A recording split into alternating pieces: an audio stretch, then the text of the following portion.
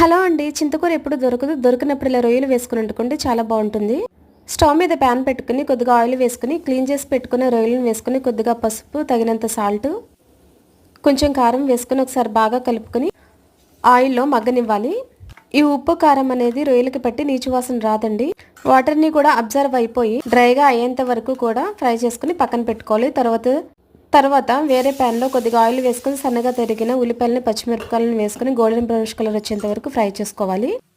Once onions అనేవి fry అవ్వగానే already రొయ్యల్లో స్పైసెస్ని add చేసాం కదా, ఇప్పుడు అడ్జస్ట్ చేసుకుని కొంచెం పసుపు, కొంచెం సాల్ట్, అల్లం వెల్లుల్లి పేస్ట్, కొంచెం కారం వేసుకుని ఒకసారి బాగా కలుపుకొని వేయించుకున్న రొయ్యలను కూడా వేసుకుని ఒకసారి బాగా కలుపుకొని కొద్దిగా గరం మసాలాను వేసుకుని మరొకసారి అన్నిటిని కూడా బాగా మిక్స్ చేసుకుని కొద్దిగా వాటర్ పోసుకుని మూత పెట్టుకుని ఉడికించుకోవాలి.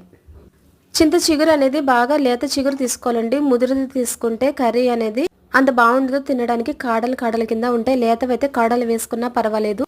చేతితో నేను చూపించినట్టుగా రఫ్ చేసుకుని వాటర్ అనేవి సగం ఎగిరిపోయిన తర్వాత ఈ చింతకూరని వేసుకుని మరొక 5 minutes పాటు ఉడకనిచ్చుకొని గ్రేవీ కన్సిస్టెన్సీ చూసుకుని స్టవ్ ఆఫ్ చేసుకుని వేడివేడిగా సర్వ్ చేసుకుంటే చాలా బాగుంటుందండి. Thanks for watching. Please subscribe my channel for more videos.